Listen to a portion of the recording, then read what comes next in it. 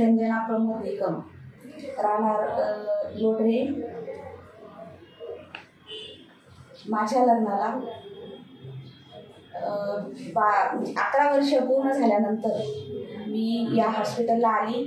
इथं या हॉस्पिटलला मी 4 महिने ट्रीटमेंट घेतली आणि 4 महिन्यामध्ये मला रिझल्ट मिळाला.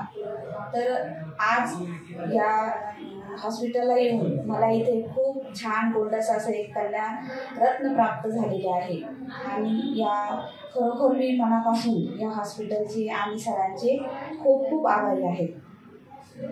धन्यवाद.